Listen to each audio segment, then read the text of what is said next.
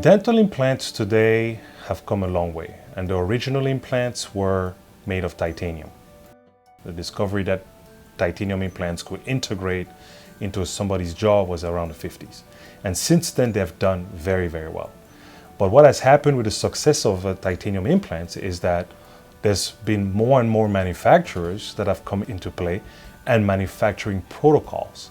So what we've found is that the implants now have had different compositions, and there are now more alloys added into the mix and in the fabrication process of these implants. With titanium implants, you have to couple two parts that are sometimes made of different alloys. And when you do that in a wet environment of the mouth, you start to have electrical exchange between the two different metals. And when you have that electrical activity in the mouth, that also leads to corrosion. What happens when the implant corrodes? There's a breakdown. The material breaks down.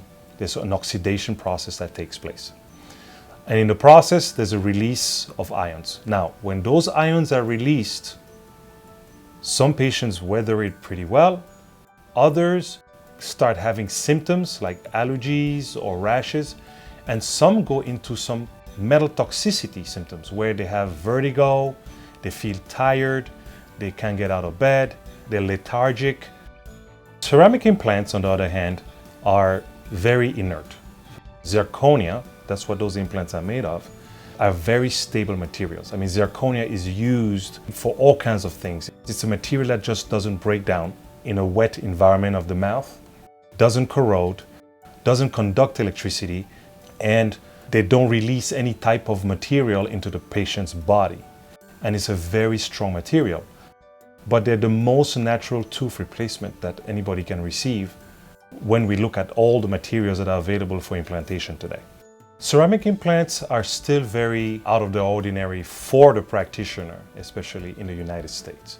Even in Europe. I lecture in Europe and other places around the world, and it's still not very well known.